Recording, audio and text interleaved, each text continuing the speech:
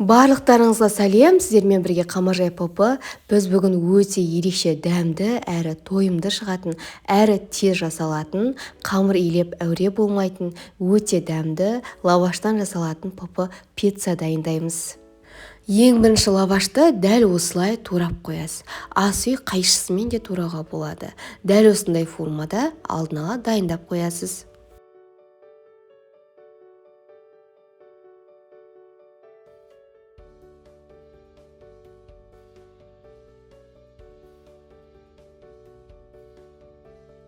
Содан соң үстіне құятын сұйықтығын дайындаймыз. Бізге ең бірінші керегі 2 жұмыртқа және де аз процентті сүт. Сүт аз процент және 50 мл болуы керек.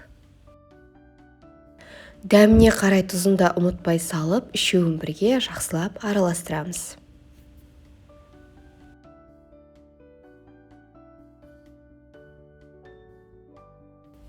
Дайын болған құрамды лаваштың үстіне құямыз.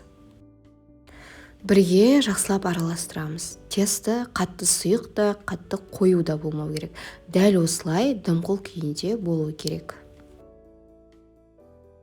Соның арасында салмасын дайындап қоямыз. Қызанақ пен құс етін дәл осылай кубиктап, турап дайындап қоямыз. Менде піскен құс еті. Сіздер кез келген төлдің етін алдын ала пісіріп, дайындап алып қоссаңыздар болады. Бастысы піскен болу керек.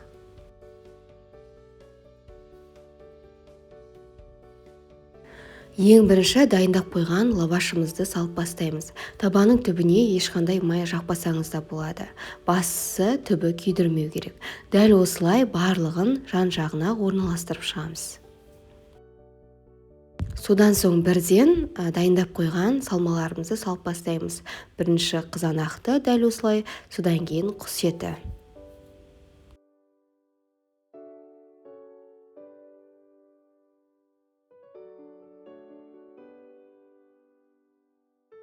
Және аздаған сиырды үккіштен өткізіп салуды ұмытпаңыз.